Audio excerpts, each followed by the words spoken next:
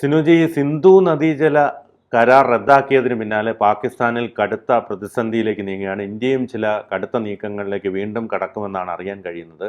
എന്താണ് വിശദാംശങ്ങൾ? ഈ സിന്ധു നദീജല കരാർ ഏതാണ്ട് ഫ്രീസ് ചെയ്തു. അതോടുകൂടി കൂടുതൽ നദികളിലെ ജലം നിയന്ത്രിക്കാനായിട്ട് ഇന്ത്യ ചില തീരുമാനങ്ങൾ എടുത്തു. അതായത് സിന്ധു എന്ന് പറയുന്നത് ഇന്ത്യയിലൂടെ ഒഴുകി പാകിസ്ഥാനിലേക്ക് എത്തുന്ന നദിയാണ്. ഈ ജലം പാകിസ്ഥാൻ സ്വാഭാവികമായിട്ടും അവരുടെ കുടിവെള്ളത്തിനായിട്ട്, കാർഷിക ആവശ്യങ്ങൾക്കായിട്ട്, ഇലക്ട്രിസിറ്റി ഉൽപ്പാദനത്തിനായിട്ടൊക്കെ ഉപയോഗിക്കുന്നുണ്ട്. പക്ഷേ പഹൽഗാം ആക്രമണത്തിന് ശേഷം ഇന്ത്യ ആദ്യം ചെയ്തത് നയതന്ത്രപരമായ ചില കടുത്ത നടപടികൾ സ്വീകരിക്കുകയാണ്.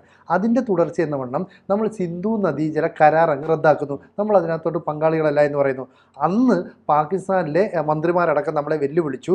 ഞങ്ങൾക്ക് വെള്ളം തന്നില്ലെങ്കിൽ ഞങ്ങൾ അത് ഇന്ത്യക്കാരുടെ രക്തം ഈ സിന്ധുവിലൂടെ ഒഴുക്കും. വലിയ വെല്ലുവിളിയാണ്. മാത്രമല്ല, ഇന്ത്യ ഏതെങ്കിലും കാരണവശാൽ ഡാം നിർമ്മിക്കുകയോ മറ്റ് ജലവൈദ്യുത പദ്ധതിയുമായിട്ട് മുന്നോട്ട് പോവുകയോ ചെയ്താൽ ഇന്ത്യക്കെതിരെ ഒരു പൂർണ്ണ യുദ്ധം നടത്തും. അപ്പോൾ ശരിക്കും പറഞ്ഞാൽ നമ്മളെ വെല്ലുവിളിച്ച ആ വെല്ലുവിളി കൃത്യമായിട്ട് ഇന്ത്യ അങ്ങ് ഏറ്റെടുത്തു. ശരി, നിങ്ങളങ്ങനെ വെല്ലുവിളിച്ചല്ലോ, ഞങ്ങൾ ഇനി 12 ഗിഗാവാട്ട് വൈദ്യുതി ഉൽപ്പാദിപ്പിക്കാൻ കഴിയുന്ന ഡാമുകൾ നിർമ്മിക്കാൻ തീരുമാനിച്ചു. അതായത് സിന്ധു നദി ഒഴുകി വരുന്ന ഭാഗങ്ങളിലൊക്കെ എവിടെയൊക്കെ നമുക്ക് ഇത്തരത്തിലുള്ള ജലവൈദ്യുത പദ്ധതികൾ നിർമ്മിക്കാം. ഇതിനെക്കുറിച്ച് പഠിക്കാൻ വേണ്ടിയിട്ട് ഒരു കമ്മീഷനെ, അതുപോലെ തന്നെ 50ഓളം വിദഗ്ധരെ നമ്മൾ ജമ്മു കാശ്മീരിലേക്ക് അയച്ചു. അങ്ങനെയാണ് നമുക്ക് പണ്ട് ചില പദ്ധതികൾ ഉണ്ടായിരുന്നു, ആ പദ്ധതികളൊക്കെ പുനരുജ്ജീവിപ്പിക്കാനായിട്ട് തീരുമാനിച്ചു. അങ്ങനെ ആഭ്യന്തരമന്ത്രി അമിത്ഷായുടെ അധ്യക്ഷതയിൽ ഒരു യോഗം കൂടുകയും പുതിയ ഡാമുകളുടെ ആ പ്രൊജക്റ്റുമായിട്ട് മുന്നോട്ട് പോകാനുള്ള നീക്കം നമ്മൾ ആരംഭിക്കുന്നുവെന്ന് ഔദ്യോഗികമായി അറിയിക്കുകയും ചെയ്തു. ഇപ്പോൾ ഇവിടുത്തെ വെള്ളം കിട്ടിയില്ലെങ്കിൽ എന്താ പ്രശ്നം എന്ന് പറയുന്നത്, പഞ്ചാബ് മേഖല, സിന്ധു മേഖല, ഇത് രണ്ടുമാണ് പാകിസ്ഥാൻ്റെ ഏറ്റവും സമ്പദ് സമൃദ്ധമായ ഭൂപ്രദേശം. ഇവിടെ വെള്ളം ലഭിക്കാതെ കാർഷിക മേഖല അങ്ങ് വറ്റി വരണ്ടു പോകും. അതുപോലെ തന്നെ കുടിവെള്ളത്തിന് ബുദ്ധിമുട്ട് അനുഭവിക്കും. സ്വാഭാവികമായിട്ടും പാകിസ്ഥാനിലെ ഏറ്റവും വികസനം നടക്കുന്ന സമ്പദ് സമൃദ്ധിയുള്ള സ്ഥലം എന്ന് പറയുന്നത് പഞ്ചാബ്, സിന്ധ് മേഖലകളാണ് പാകിസ്ഥാൻ്റെ. ഇവിടേക്കാണ്, അല്ലെങ്കിൽ ഇവിടെ നിന്നാണ് പാകിസ്ഥാൻ്റെ ഭരണാധികാരികൾ ഉണ്ടായി വരുന്നത്, ആർമിയുടെ തലപ്പത്തേക്ക് ആളുകൾ എത്തുന്നത്. അപ്പം മറ്റു മേഖലകളിലെ പണമെല്ലാം തന്നെ ചൂഷണം ചെയ്ത് പഞ്ചാബിൻ്റെ വികസനത്തിന് വേണ്ടി ഉപയോഗിക്കുന്നു. പാകിസ്ഥാൻ്റെ മൊത്തം GDP എടുത്താൽ അതിൻ്റെ 30% ഉൽപ്പാദിപ്പിക്കുന്ന അല്ലെങ്കിൽ സംഭാവന ചെയ്യുന്നത് ഈ പഞ്ചാബാണ്. അവിടേക്ക് ഒഴുകുന്ന വെള്ളമാണ് നമ്മൾ തടഞ്ഞു നിർത്തുന്നത്. ഇപ്പം നമ്മൾ പറയുന്ന അനുസരിച്ച് 12 ഗിഗാവാട്ട് ജലവൈദ്യുത ഉൽപ്പാദനത്തിന് നിരവധി പദ്ധതികൾ നമ്മുടെ മുമ്പിലുണ്ട്. ഇത് ആസൂത്രണം ചെയ്യാനായിട്ട് കേന്ദ്ര ജലശക്തി മന്ത്രാലയം നാഷണൽ ഹൈഡ്രോ ഇലക്ട്രിക് പവർ കോർപ്പറേഷനോട് നിർദ്ദേശിച്ചു.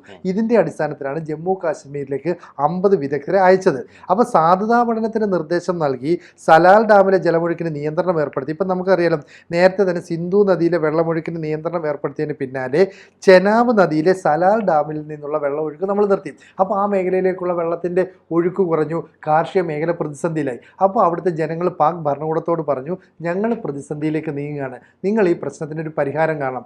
അതുകൊണ്ടാണ് പിന്നെയും നമ്മളെ അവർ വെല്ലുവിളിക്കുന്നത്. സിന്ധു നദീജല കരാർ ഏകപക്ഷീയമായി നിങ്ങൾക്ക് റദ്ദാക്കാൻ കഴിയില്ല, രാജ്യാന്തര തലത്തിലെടുത്ത തീരുമാനമാണ്. 1965 ഇന്ത്യയും പാകിസ്ഥാനും യുദ്ധമുണ്ടായി, 71 യുദ്ധമുണ്ടായി, 99 കാർഗിൽ വാറുണ്ടായി. എന്നിട്ടൊന്നും തന്നെ നമ്മൾ ഇത്തരം നിലപാട് സ്വീകരിച്ചില്ല. എന്താണെന്ന് വെച്ചാൽ, നമ്മൾ ഡാമിൽ സംഭരിക്കുന്ന വെള്ളം ഒഴുക്കിക്കൊണ്ടുപോകാൻ അന്നും മാർഗമുണ്ടായില്ല. പക്ഷേ നരേന്ദ്രമോദിയുടെ നേതൃത്വത്തിൽ NDA സർക്കാർ വന്നപ്പോൾ ഈ സിന്ധു നദീജല കരാർ ശരിക്കും പറഞ്ഞാൽ നമ്മളെ ചൂഷണം ചെയ്യുന്നതാണെന്ന് മനസ്സിലാക്കി. അതുകൊണ്ട് നമ്മൾ കുറച്ച് ഡാമുകൾ, കുറച്ച് കനാലുകളൊക്കെ ഇതിൻ്റെ ഭാഗമായിട്ട് നിർമ്മിച്ചു തുടങ്ങി. ഇന്നല്ലെങ്കിൽ നാളെ എന്തെങ്കിലും ഒരു പ്രശ്നം ഉണ്ടാകുമെന്ന് നമ്മൾ കരുതിയിരുന്നു. അത് തന്നെ ഇപ്പോൾ സംഭവിച്ചു. അതുകൊണ്ടാണ് ഈ വെള്ളം സംഭരിച്ച് നിർത്തിയപ്പോൾ നമ്മൾ ഈ വെള്ളം എങ്ങോട്ട് കൊണ്ടുപോകുമെന്നായിരുന്നു പാകിസ്ഥാൻ്റെ സംശയം. കൃത്യമായി നമ്മൾ ഡാമുകൾ നിർമ്മിച്ച് അതിലൂടെ കൊണ്ടുപോയി. ഇതുകൂടാതെ 12 ഗിഗാവാട്ടിൻ്റെ വീണ്ടും ഡാമുകൾ നിർമ്മിക്കുമ്പോൾ നമുക്ക് ജലവൈദ്യുത പദ്ധതിക്ക് ഉപയോഗിക്കാം. ഇനി അതല്ല, നമ്മുടെ നാട്ടിലെ കാർഷിക പദ്ധതിക്ക് ഉപയോഗിക്കാം. അപ്പോൾ ഇത്രയും കാലം വെറുതെ ഒഴുകി പോകുന്ന വെള്ളം കൃത്യമായിട്ട് പാകിസ്ഥാൻ ഉപയോഗപ്പെടുത്തുകയും അവിടുത്തെ കാർഷിക മേഖലയുടെ വളർച്ചയ്ക്ക് പ്രയോജനപ്പെടുത്തുകയും ചെയ്തു. ഇപ്പം നമ്മൾ ചില പദ്ധതികളൊക്കെ മുന്നോട്ട് വെച്ചിട്ടുണ്ട്. അതായത് സാവൽകോട്ടിൽ 1856 മെഗാവാട്ടിൻ്റെ പദ്ധതിയാണ്. അതുപോലെ തന്നെ പകാൽദൂറിൽ 1000 മെഗാവാട്ട്, റാറ്റ്ലിൽ എന്ന് പറയുന്ന സ്ഥലത്ത് 80 മെഗാവാട്ട്, ബർസറിൽ 800 മെഗാവാട്ട്, കിർത്തയിൽ 1320 മെഗാവാട്ട് എന്നിവ ഉൾപ്പെടുന്ന പദ്ധതികളാണ് സാങ്കേതിക വിദഗ്ധരുടെ മുന്നിലേക്ക് സമർപ്പിച്ചത്. അവർ അതിനെ സംബന്ധിച്ചുള്ള പഠനം നടത്തുകയും ഞങ്ങൾ ഡാം നിർമ്മിക്കാൻ പോവുകയും ചെയ്യുന്നു എന്ന് പറഞ്ഞാൽ പിന്നെ അന്താരാഷ്ട്ര സമ്മർദ്ദം ഉപയോഗിക്കാൻ പറ്റില്ല.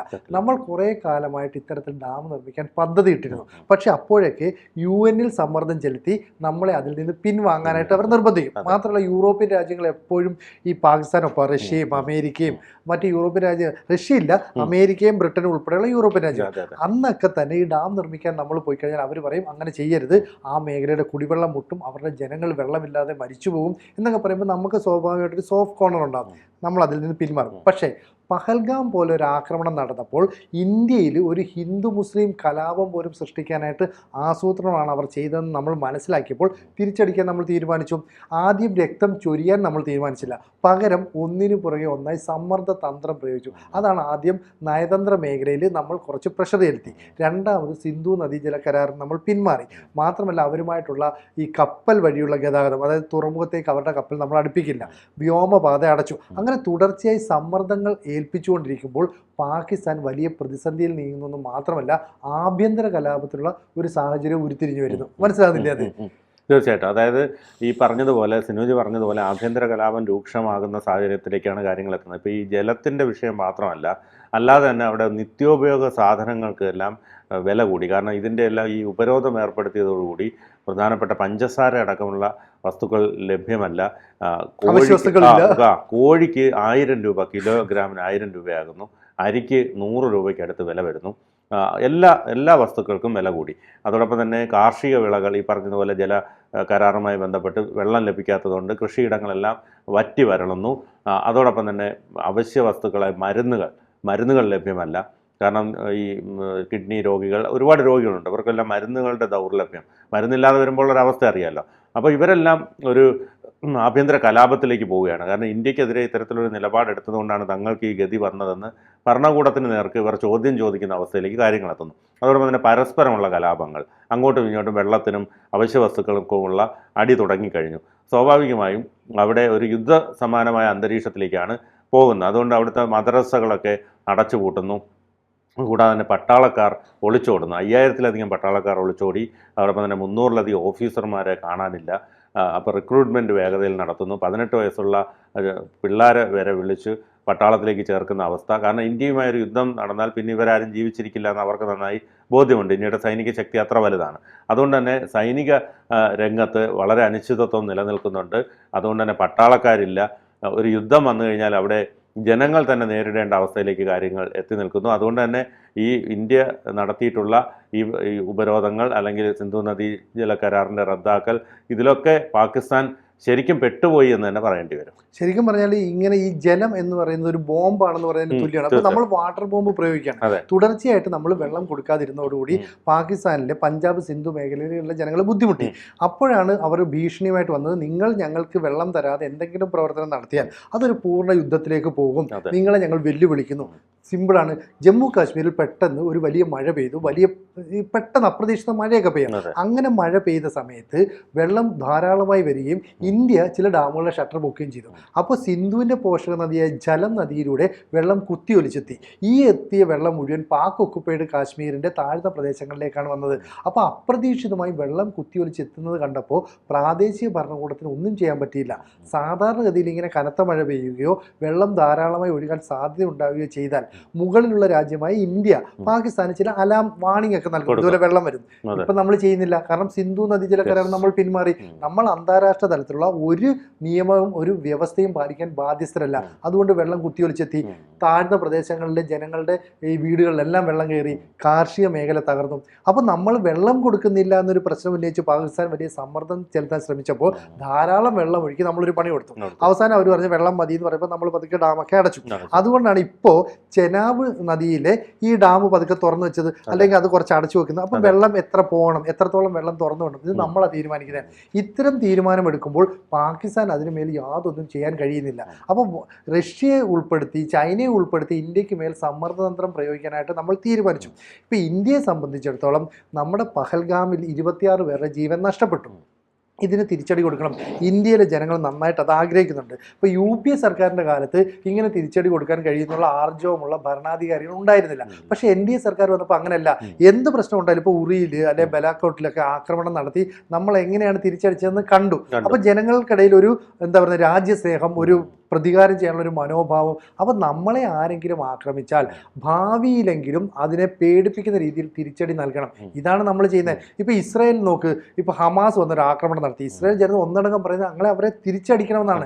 ഇതേപോലെ നമ്മൾ തിരിച്ചടിക്കണമെന്ന് ആഗ്രഹിക്കുന്ന ഒരുപാട് പേരുണ്ട്. പക്ഷേ രണ്ടും ആണവ രാജ്യങ്ങളായതുകൊണ്ട് തന്നെ നമ്മൾ കൃത്യമായ പ്ലാൻ ചെയ്ത ഒരു പദ്ധതി നടപ്പാക്കിയില്ലെങ്കിൽ അത് വലിയ പ്രത്യാഘാതങ്ങൾ ഉണ്ടാക്കും. കാരണം ആണവായുധം അവരുടെ കയ്യിലുള്ളത് കൊണ്ട് ഗത്യന്തരമില്ലാതെ അവർ അത് അതെടുത്ത് ഉപയോഗിക്കുന്ന ഒരു സാഹചര്യം വന്നാൽ ലോകരാജ്യങ്ങൾക്ക് മുമ്പിൽ വലിയ പ്രശ്നം ഉണ്ടാകും. അതെ. മാത്രമല്ല നമ്മൾ അവരുടെ ജനവാസ മേഖലയിലാണ് ആക്രമിച്ചതെങ്കിൽ ഇരവാദം ഉയർത്തി അവർ മുന്നോട്ട് വരും. കാരണം അവർക്ക് ആയുധമില്ല, സമ്പത്തില്ല, അങ്ങനെ മൊത്തം പ്രശ്നങ്ങളാണ്. മാത്രമല്ല അവർക്ക് കിട്ടുന്ന പണത്തിൻ്റെ, ഈ പ്രതിരോധ മേഖലയിൽ പങ്കുവെക്കുന്ന പണത്തിൻ്റെ വലിയൊരു വിഭാഗം ചെലവഴിക്കുന്നത് ഈ പറയുന്ന പഞ്ചാബ് സിന്ധു മേഖലയിലെ വികസനത്തിനും ഒപ്പം തന്നെ ഈ അവരുടെ രാഷ്ട്രീയക്കാരും ഈ ആർമിയുടെ തലപ്പത്തുള്ളവരും അഴിമതി നടത്താൻ വേണ്ടിയിട്ടാണ്. അപ്പോൾ ഇത്തരത്തിലുള്ള നിലപാടുള്ളത് കൊണ്ടാണ് പഞ്ചാബ് സിന്ധു മേഖലയിലുള്ള ജനങ്ങൾ പ്രതിഷേധവുമായിട്ട് രംഗത്തേക്ക് ഇറങ്ങുന്നത്. അവർ പറയുന്നു സിന്ധു നദീതടത്തിൽ വമ്പൻ പദ്ധതിയുമായിട്ട് ഇന്ത്യ ഇറങ്ങുകയാണ്. 12 ഗിഗാവാട്ടിൻ്റെ പദ്ധതികൾ എന്ന് പറഞ്ഞാൽ ഒന്നിലധികം ഡാമുകൾ അവർ നിർമ്മിക്കും. അങ്ങനെ നിർമ്മിച്ചാൽ കുടിവെള്ളം കിട്ടില്ല, നമുക്ക് വൈദ്യുതി ഉൽപ്പാദിപ്പിക്കാൻ പറ്റില്ല, നമ്മുടെ സമ്പദ് വ്യവസ്ഥയെ താങ്ങി നിൽക്കുന്ന കാർഷിക മേഖല കംപ്ലീറ്റ് തകരും. അങ്ങനെ തകർന്നാൽ അവിടെ വലിയ ആഭ്യന്തര കലാപം പൊട്ടിപ്പുറപ്പെടും. എന്തായാലും സിന്ധു നദീതടത്തിൽ നമ്മൾ വമ്പൻ പദ്ധതി തയ്യാറാക്കുന്നത് എന്തിനാണെന്ന് വെച്ചാൽ പാകിസ്ഥാൻ നമുക്ക് മുന്നിൽ വെച്ച വെല്ലുവിളിക്ക് കൃത്യമായ മറുപടി നൽകുക എന്ന് തന്നെയാണ്.